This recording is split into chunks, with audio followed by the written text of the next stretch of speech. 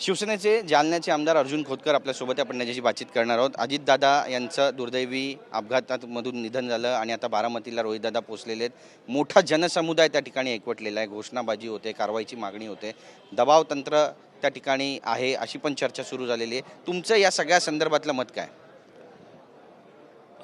खरं घटनेने सर्वाला न्याय मागण्याचा अधिकार दिलेला आहे. त्याने न्याय मागावा, पण तो चौकटीमध्ये राहून या ठिकाणी न्याय मागावा.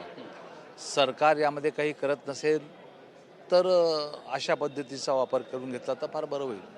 पण तो सरकार CID CBI या सर्व चौकशाला तयार असताना खरं तर हा थोडासा एक वेगळंपण यामध्ये दिसेल. मला असं वाटतं की ठीक आहे, अजितदादाचं दुःख प्रचंड आहे आणि कायम ते दुःख प्रत्येकांच्या मनाशी राहणारच आहे. त्यामुळं मला असं वाटतं की आता यावर फार काही न करण्यापेक्षा सरकारच्या निर्णयाची वाट बघावी आणि मग पुढचे पाऊल उचलावं. बरेचसे प्रश्न रोहित पवार उपस्थित करतात, शंका कुशंका पण त्यांनी उपस्थित केल्या आणि योग्य पद्धतीनं तपास होत नाही, कंपन्यांवर कारवाई होत नाही, अशी पण भूमिका त्यांनी मांडलेली आहे. हो, त्यांना तो अधिकार आहे बोलण्याचा, घटनेने दिलेला अधिकार आहे. परंतु सरकारच्या निर्णयाची वाट तर बघावी. सरकार काय निर्णय घेतं काय नाही, सरकार योग्य दिशेने काम करतं का नाही.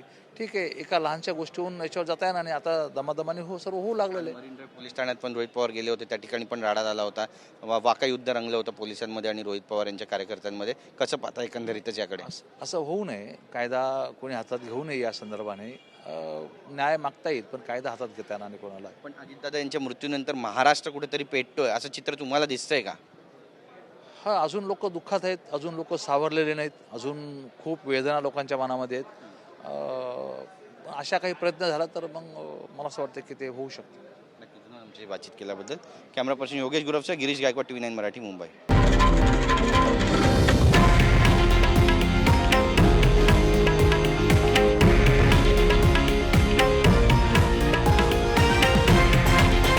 हे आहे देशातील नंबर 1 न्यूज नेटवर्क आणि आपण पाहत आहात TV9 मराठी, एकमेव.